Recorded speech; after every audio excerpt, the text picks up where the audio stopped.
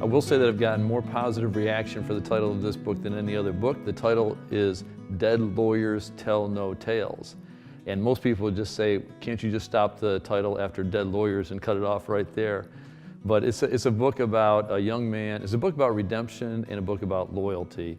The main character is a guy named Landon Reed. He's a former SEC quarterback. I'm a big football fan, so I put him in the world's greatest conference, the Southeastern Conference.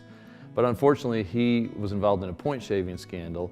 So he went to jail, had a spiritual conversion in jail, and when he came out of jail, he studied for his law license, went to law school, passed the bar exam, and then he had to get through what's called the Board of Bar Examiners, and they decide whether he has the character and fitness to practice law.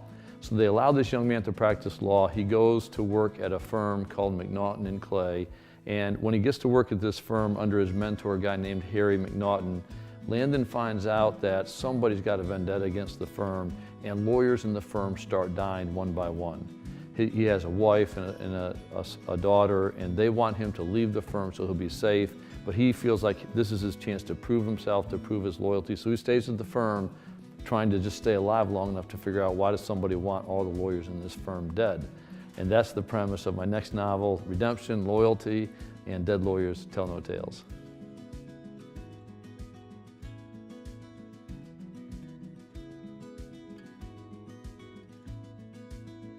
I think the big spiritual themes are redemption, that no matter how far we've fallen, there's not just forgiveness, but there's God is the God of the second chance. I think that's a very important theme. I think a second theme is Harry McNaughton, even though he's kind of a seedy lawyer, always finds the best in people, and he teaches Landon how to do that as well.